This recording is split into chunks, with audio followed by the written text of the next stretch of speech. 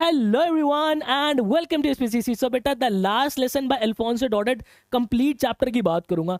अगर आप लोगों का पेपर कल या फिर परसों के अंदर लगने वाला है तो आज स्क्रीन के ऊपर जितने क्वेश्चंस कराऊंगा सिर्फ वो करके चले जाना। अगर आपको लगता है कि 4-5 दिन अभी मेरे पेपर के अंदर है तो आप लोगों को टेलीग्राम पे एक पीडीएफ में दे रहा हूँ इसी चैप्टर की, वो पीडीएफ और करके चले जाना। आप लोगों से वादा कर रहा हूँ आप लोगों को इस चैप्टर के क्वेश्चन यहीं से आ रहे होंगे और कहीं आपको भटकने की जरूरत नहीं पड़ेगी। अब उसके बाद जिन बच्चों को नहीं पता, आप लोगों की कंप्लीट प्रिपरेशन बेटा इंग्लिश की मैं करा रहा हूं। आप लोग यहां पे दे सकते हो, अपना टाइम टेबल है।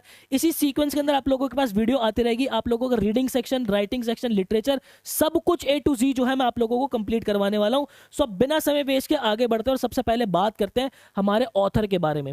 तो जनाब हमारे ऑथर को जो नाम था दैट इज अल्फोंसो डॉडेट। ये स्पेलिंग आपको याद रखें, जो कि हमारे फ्रेंच नॉवलिस्ट थे।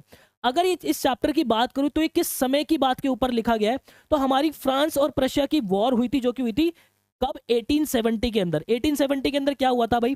यहाँ पे देखो, अगर मैं आज की बात करूं, आज के मैप की बात करता हूं, तो ये जो एरिया था हमारा पोलैंड वाला, जर्मनी वाला और कुछ पार्ट ऑस्ट्रिया वाला, इस पूरे एरिया को पहले कहा जाता था बच्चे बच्चे इसको पहले कहा जाता था पूरा प्रशिया। और ये पूरा जो रेड के अंदर आप देख रहे हो ये अपना फ्रांस था।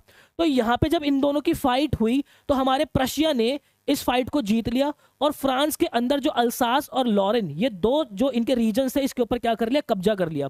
और ये इन्होंने कब जीता था? ये जब बिस्मार्च इनके लीडर हुआ करते थे। बिस्मार्च की लीडरशिप के अंदर इन्होंने ये जो है ये दोनों जो स्टेट्स थे इनके ऊपर जो है वो कब्जा किया था। अब इसी के इर्द गिर्द पूरा चैप्टर आप लोगों का घूमने वाला है।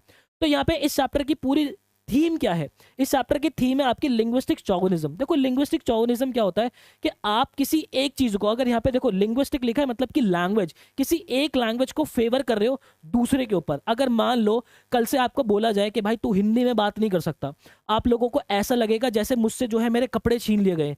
यही सेम चीज जो है इस चैप्टर के अंदर जो है अल्सास और लॉरेन के लोगों के साथ हुई। जैसे यहाँ पे इन्होंने फाइट जीती, यहाँ पे जब इन्होंने फाइट जीती तो यहाँ पे प्रशिया की जो गवर्नमेंट थी उन्होंने क्या बोला कि भाई अब ये जो लॉरेन और अल्सास के लोग हैं ना, ये जो है वो फ्रांस के अंदर बात कर ही नहीं सकते। यार हमसे कोई बोल दे कि हम हिंदी में बात नहीं कर सकते, कैसी बात हो जाएगी? हम हमारी फीलिंग्स कैसे एक्सप्रेस करेंगे, हम आपस में बात कैसे करेंगे? यही दुख दर्द जो है इस चैप्टर के अंदर पूरा दर्शाया गया है। तो मेन थीम क्या है? लिंग्विस्टिक चौविनिज्म। इसका मतलब क्या होता है? Mean strongly favouring one language over others. ठीक है, एक लैंग्वेज को दूसरी लैंग्वेज के कंपैरिजन में ज्यादा फेवर करना, थिंकिंग इट्स बेटर, और ये फील करना कि ये ज्यादा बेटर है। द लास्ट लेसन, ये जो हमारा चैप्टर है, the story talks about this, ये स्टोरी जो है इसी के बारे में बताते हैं। Showing how powerful countries want to control and influence other by imposing their language. ये बताता है कि कैसे जो पावरफुल कंट्रीज है वो अपनी खुद की लैंग्वेज किसी के ऊपर थोप के जो है उनको उनको कंट्रोल करना चाहती है, वहां के लोगों को इन्फ्लुएंस करना चाहती है। फिर कहता है for people their language is a part of who they are. जो लोग हैं उनके लिए लैंग्वेज उनका पार्ट होता है, उनका अपनापन उस लैंग्वेज के अंदर छुपा होता है। फिर कहता है उनके कल्चर जो है उस लैंग्वेज के अंदर छुपा होता है। So forcing them to learn a different language hurts their feelings and breaks their connection to their culture.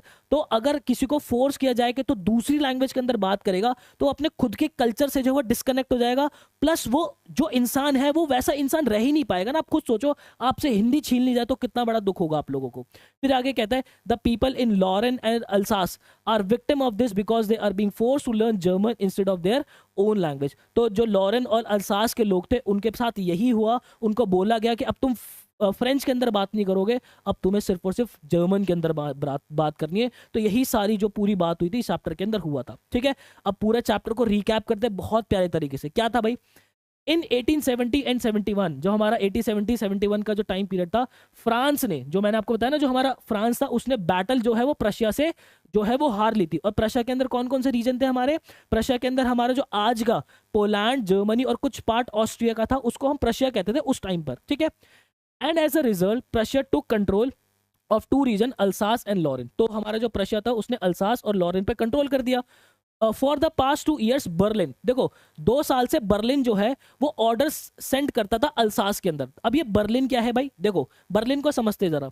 Berlin अपना क्या था? Berlin refers to the government of the authorities of Prussia. Berlin का मतलब ये है कि जो प्रशिया की गवर्नमेंट थी उसका एक एक डिपार्टमेंट समझ लो, जो कि वहां पे क्या भेजता था? सारी न्यूज भेजता था। अब ये न्यूज क्या है वो समझते हैं। As Berlin was the capital of the kingdom of Prussia at that time, तो प्रशिया का जो कैपिटल था वो क्या थी? बर्लिन थी। ठीक है, देन उसके बाद the orders posted on the town hall board were sent by Prussia authorities in Berlin. वो क्या होता था कि बर्लिन से जितना भी जो भी ऑर्डर्स आते थे वो जो टाउन हॉल के बाहर लगते थे। अब ये टाउन हॉल क्या हो गया, मतलब कि अल्सास और लॉरेन के अंदर एक टाउन हॉल था जिसपे सारी इंफॉर्मेशन आके जो है चिपकती थी। पहले फोन वोन तो चलते नहीं थे, न्यूज यूज तो उतनी होती नहीं थी, तो वहां पे आके ऑर्डर्स लगते थे उसके हॉल के बाहर, ठीक है। तो वो ऑर्डर्स कहाँ से आते थे, बर्लिन से आते थे, जो कि क्या था, प्रशिया की कैपिटल थी, ठीक है भाई, ये बात ध्यान रखना। Who had taken control of the Alsace and Lorraine, ठीक है, जो कि फ्रांस से हारने के बाद जो है प्रशिया ने तो कंट्रोल ले ही लिया था, आपको पता ही है।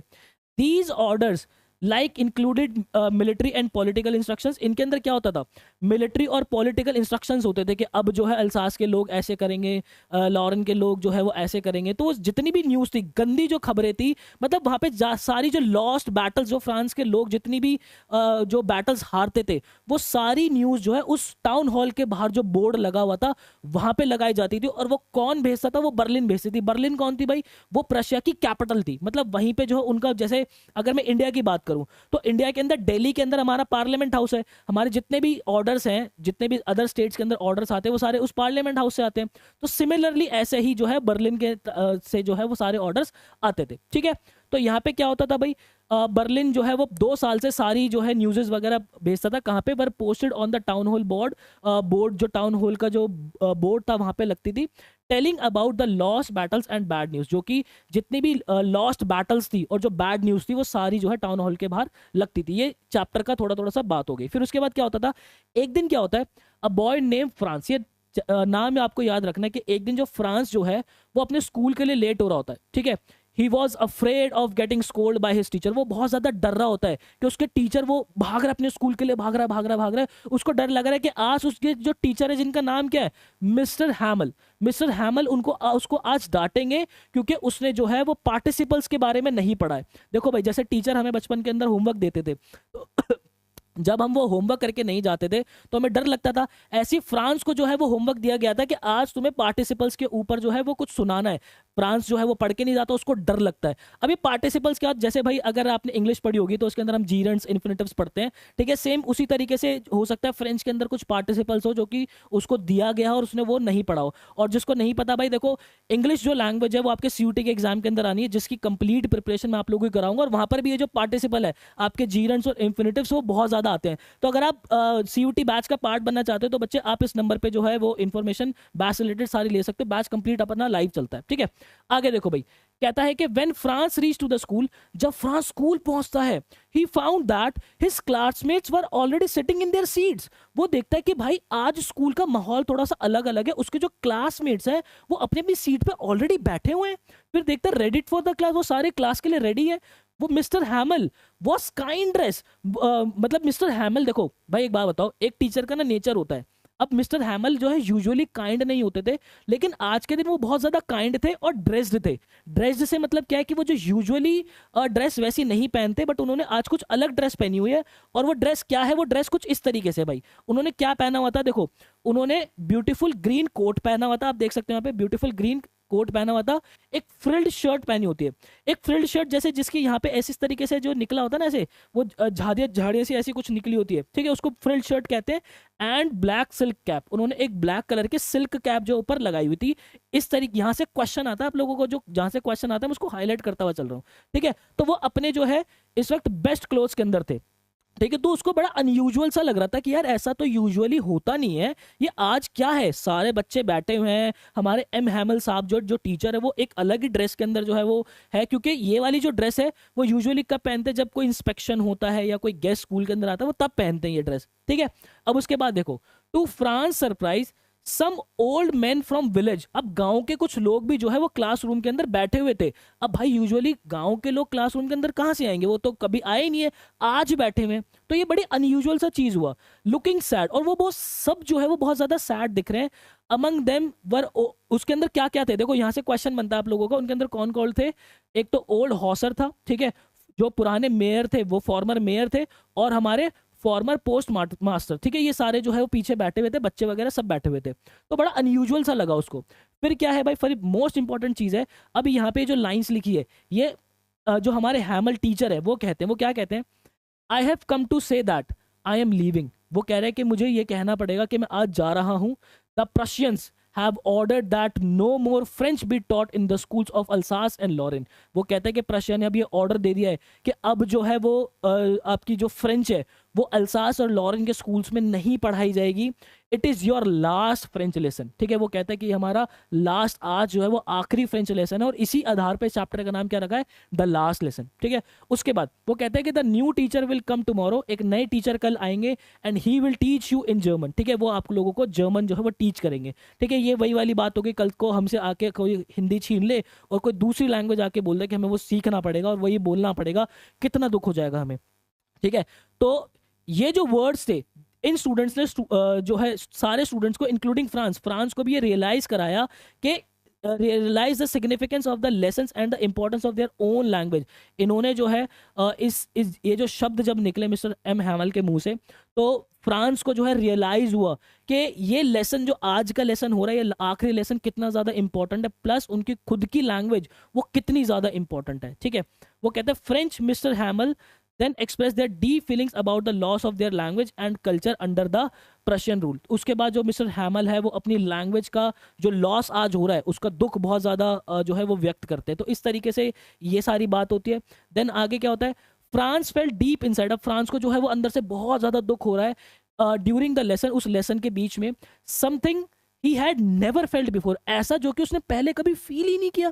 फिर कहता है as Mister Hamel taught, Mister Hamel ने जैसे बताया, Franz looked at his grammar and history books which suddenly felt like his old friends. देखो पहले, अब बच्चा तो बच्चा ही होता है ना, उसको किताबें कहाँ पसंद आती है, तो उसको जो उसकी ग्रामर की किताबें थी, ठीक है, उसको जो उसकी हिस्ट्री की किताबें थी, वो सब जो है बहुत ही एकदम से दोस्त सी लगने लग गई, बहुत पुराने से दोस्त सी लगने लग गई। एक ऐसा लगने लगे जैसे हमें किसी पुराने दोस्त को देख के खुशी नहीं होती, उसको वो चीज़ देख के वही जैसी खुशी लग रही थी, लेकिन पहले वो उससे सबसे हेट करता था। मतलब कि कहीं ना कहीं वो रियलाइज कर रहा है कि जो आज हमारे साथ चीज़ हुई है ना, बहुत खराब हुई है। काश मैं पहले भी इतना ध्यान दे के इस सारी लैंग्वेज को, इन बुक्स को पढ़ता, तो क्योंकि अब तो ये हमें पढ़ने को मिलेंगे नहीं। ये क्या होता है, he began to understand how important this lesson was। उसको एकदम से जो है वो समझ में आने लगा कि वो लेसन उसके लिए कितना ज़्यादा इंपॉर्टेंट था। He realized that Mr. Hamel was leaving and this made him very emotional। उसको रियलाइज हुआ कि मिस्टर हैमल जो है लीव कर रहे हैं, जो कि उसको बहुत ज़्यादा इमोशनल कर रहा था।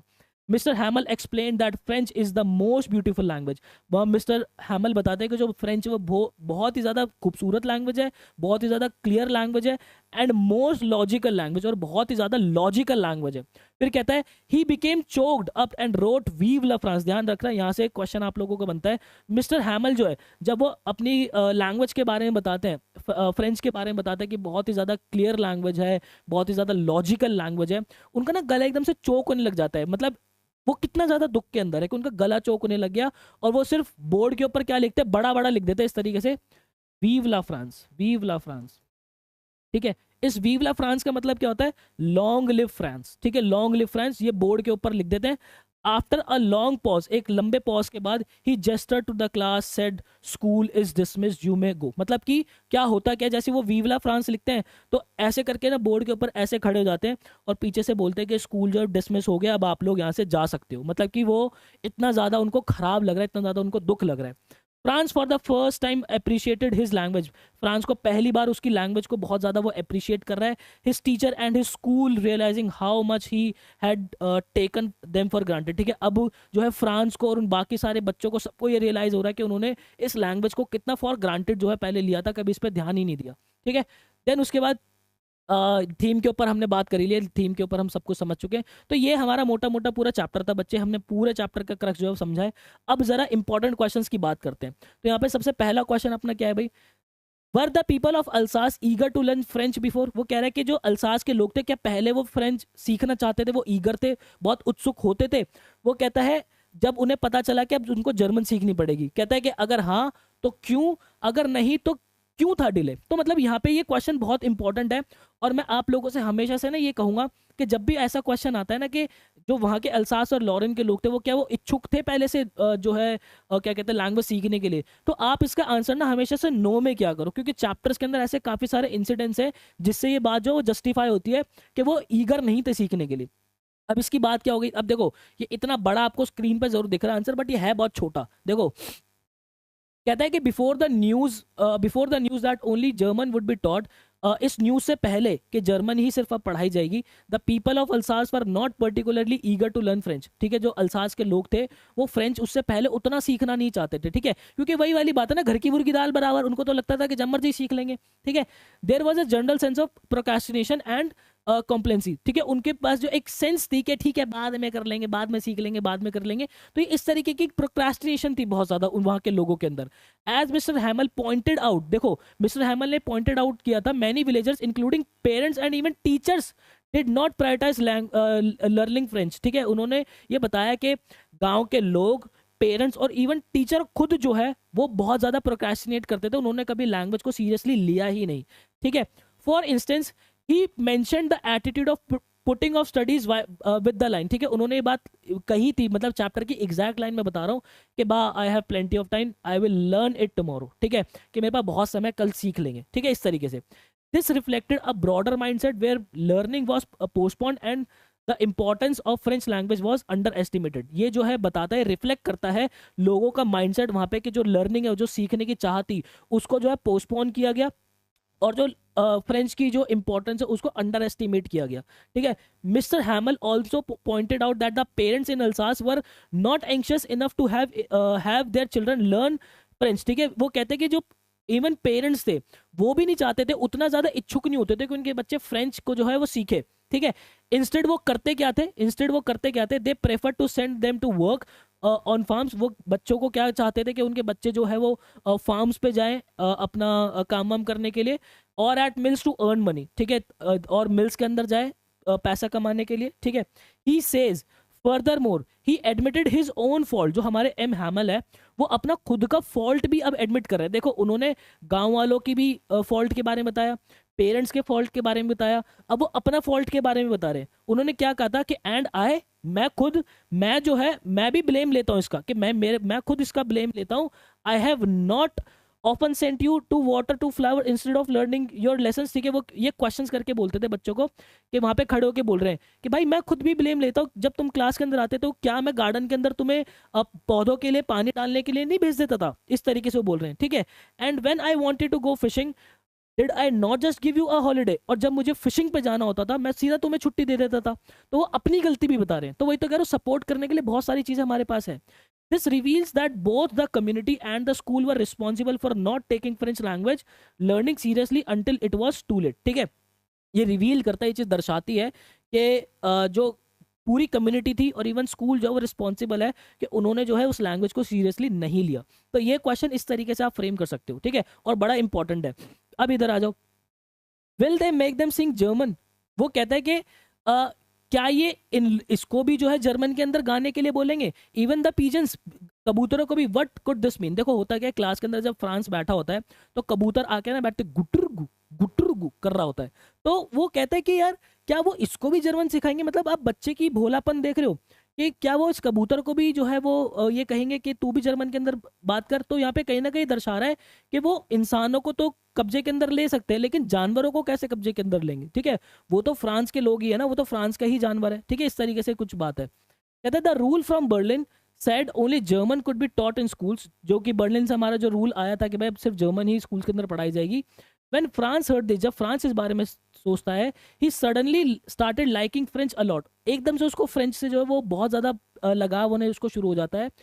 He felt really sad and said, जब वो बहुत ज्यादा दुखी होता है और कहता है will they make even the pigeon sing in German. ठीक है, वो कहता है कि क्या अब ये जो प्रशा के लोग हैं ये कबूतरों को भी जर्मन के अंदर गाने के लिए बोलेंगे?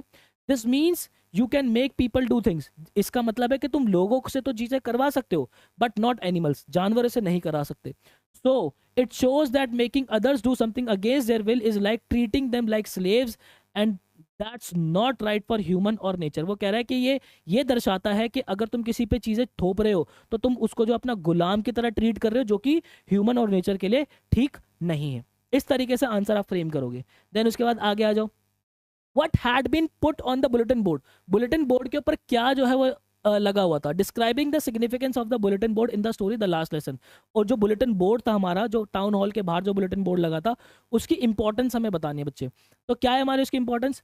A notice has arrived from Berlin. Berlin हमारी वही गवर्नमेंट, ठीक है, मतलब सेंट्रल, जैसे हमारा पार्लियामेंट है वैसे बर्लिन से जो आया था वो क्या था नोटिस बोर्ड पे, नोटिस बोर्ड पे जो लगा था कि every school in Alsace and Lorraine to start teaching their students in German language. ठीक है, क्या था कि भाई जर्मन लैंग्वेज के अंदर वो पढ़ाएंगे। That means French will no longer be part of the students curriculum. जो अब फ्रेंच जो है वो स्टूडेंट्स के करिकुलम का पार्ट नहीं रहेगा। The bulletin board near the town hall was a source of all kind of information. जो बुलेटिन बोर्ड था टाउन हॉल के पास, वो सारी इंफॉर्मेशन का सोर्स हुआ करता था। Most of time it had been a source of bad news. ठीक है, अधिकतर समय के अंदर वो जो है एक बैड न्यूज का सोर्स हुआ करता था about the lost battles and the orders pass in the Berlin. ठीक है, अबाउट सारी जो बैटल्स वो हारते थे और जो ऑर्डर्स बर्लिन जो है वो पास करता था। In the last lesson, the bulletin board carried the news that German would be taught in schools of Alsace-Lorraine and teaching of French was discontinued। ठीक है, तो नोटिस हमारा यही आया था कि अब जो है जर्मन पढ़ाई जाएगी और फ्रेंच जो है वो डिसकंटिन्यू हो जाएगी। सॉर्टेड है भाई, आगे चलो। Question number 4, describe the effect on life at school produced by the passing of Alsace and Lorraine into Prussian hands. ठीक है, प्रशियन हैंड्स के बाद आने के बाद जो अल्सास और लॉरेन के स्कूल थे उनके स्कूल लाइफ पे क्या इंपैक्ट पड़ा। तो ये समझो भाई, क्या था भाई, मैसेज आया था कि भाई जर्मन जो है वो पढ़ाई जाएगी अल्सास और लॉरेन के स्कूल के अंदर। ठीक है, तो पीपल जो हो गए थे वो बहुत ज़्यादा वरीड हो गए थे। ठीक है, now they understand how important French was every. ठीक है, अब उनको समझ में आ रहा था कि क्या कहते हैं फ्रेंच कितनी इंपॉर्टेंट थी। सारे जो है वो शांत थे, बहुत ज़्यादा सीरियस थे, एक तरीके का ग्रेवयार्ड बना हुआ था, शमशान घाट की तरह स्कूल बन गया था एकदम से ये चीज़ सुन के। ठीक है, students and villagers felt scared to learn German. ठीक है, जो स्टूडेंट्स और जो गाँव वाले थे वो डर रहे थे जर्मन सीखने के लिए। They realise they should have taken French seriously. अब उनको रियलाइज हो रहा है कि उनको फ्रेंच को जो है वो सीरियसली ले लेना चाहिए था। इन the last lesson everyone look serious. Last lesson में जो है वो सारे बहुत सीरियस दिख रहे थे। Even those who didn't like Mister Hamel started to admire him. वो लोग जो कि मिस्टर हैमल को पहले पसंद भी नहीं करते थे, जो कि टीचर थे उनको पसंद भी नहीं करते थे, मतलब कि बच्चों की बात कर रहे हैं, अब वो उन्हें पसंद भी करने लगे थे। ठीक है, मिस्टर हैमल ने भी जो है अपने एक डिफरेंट साइड दिखाया, wanting to teach all French in the last lesson. होता है ना कि यार किसी बंदे को ऐसा लगता है कि यार ये मेरा आखिरी लेसन है, मैं सब कुछ सिखा दूंगा आज इन्हें, आज मैं सब कुछ सिखा दूं ताकि मैं एक पूरी रिस्पॉन्सिबिलिटी निभा जाऊं, वो वाली चीज़ थी। ठीक है, his love for France inspired everyone. ठीक है, उनका जो प्यार फ्रांस के प्रति था वो उसने सबको जो है वो इंस्पायर किया। ठीक है बेटा, next, how did mister हैमल look different on the day of the last lesson. ठीक है, जो लास्ट लेसन के दिन मिस्टर हैमल जो है वो अलग कैसे दिख रहे थे, तो अलग कुछ ऐसे दिख रहे थे। On that day mister हैमल was very sad. उस दिन मिस्टर हैमल जो है बहुत ज्यादा दुखी दिख रहे थे। ही वोर हिज स्पेशल ग्रीन कोट। उन्होंने ग्रीन कोट पहना था, फ्लरी शर्ट पहनी थी and a small black silk cap with embroidery. ठीक है, और ब्लैक सिल्क कैप पहनी थी जिसमें थोड़ी थोड़ी एम्ब्रॉयडरी हो रखी थी। नॉर्मली वो कपड़े जो है ये आउटफिट जो है कब पहनते थे, इंस्पेक्शन के दिन पहनते थे और प्राइज डिस्ट्रीब्यूशन के दिन पहनते थे। He wore it that day because he knew it was his last time teaching in French. ठीक है, वो उनको पता था कि उनका जो है ये आखिरी लेसन है, इसलिए उन्होंने ये चीज़ पहनी थी। अ न्यू बुलेटिन बोर्ड पे जो है रूल आ गया था कि जर्मन जो है वो पढ़ाई जाएगी अल्सास और लॉरेन के स्कूल्स के अंदर। Mister हैमल felt like he was losing his language and was afraid he wouldn't wear this special outfit in schools again। ठीक है, तो यहाँ पे मिस्टर हैमल जो है उनको बहुत ज़्यादा दुख हो रहा था, उनकी लैंग्वेज उनको लग रहा था कि वो अपनी लैंग्वेज को जो है खो रहे हैं और वो इस स्पेशल आउटफिट को स्कूल के अंदर कभी नहीं पहन पाएंगे, इसलिए उन्होंने ये आउटफिट पहना। डिस्पाइट इट सैडनेस, उनकी सैडनेस के बावजूद he taught the students a big lesson. उन्होंने स्टूडेंट्स को एक जो है बढ़िया लेसन सिखाया। वो लेसन क्या था, we should appreciate teaching before we lose them. ठीक है, हमें जो है टीचिंग को जो है अप्रिशिएट करना चाहिए, हमें चीज़ों को जो है वो अप्रिशिएट करना चाहिए उससे पहले कि हम उनको लूज कर दें, उनको खो दें। ठीक है, ये था और देयर ट्रू वैल्यू। ठीक है, उनकी ट्रू वैल्यू जो है वो खो जाए उससे पहले हमें उनको वैल्यू करना चाहिए। ठीक है, अब उसके बाद लास्ट हमारा जो आज का क्वेश्चन है वो ये है भाई, what are thunder clap these words to me, which were the words that shocked and surprise. क्या कहते हैं फ्रांस को जो है वो कौन से शब्द थे जो कि एक थंडर क्लैप की तरह लगे, वो कौन से शब्द थे भाई, वो वर्ड्स थे मिस्टर हैमल के। वो कहते हैं कि भाई which shocked me and surprise Franz were my children, this is the last lesson I shall give you. ठीक है, ये वो वर्ड्स है कि मेरे बच्चों ये आखिरी लेसन है जो कि मैं आज आपको पढ़ाऊंगा। ऑर्डर आ चुका है बर्लिन से कि जर्मन अल्सास और लॉरेन के स्कूल के अंदर जर्मन नहीं पढ़ाई जाएगी and this is your last French lesson, और ये आपका लास्ट जो है वो फ्रेंच लेसन है। तो बेटा आई होप आपको एक क्लैरिटी मिली होगी। पूरे चैप्टर को मैंने कंप्लीट आप लोगों को समझा दिया, इसके इंपॉर्टेंट क्वेश्चंस भी करा दिए। इसके बाद अगर आपके पास समय है तो पीडीएफ देख लेना, अथवा ये आपके ऊपर पर्याप्त क्वेश्चंस, पर्याप्त मैंने एक्सप्लेनेशन आप लोगों को दे दिए। मिलता है किसी नेक्स्ट वीडियो के अंदर, मुझे दीजिएगा इजाजत। Till then bye bye and take care.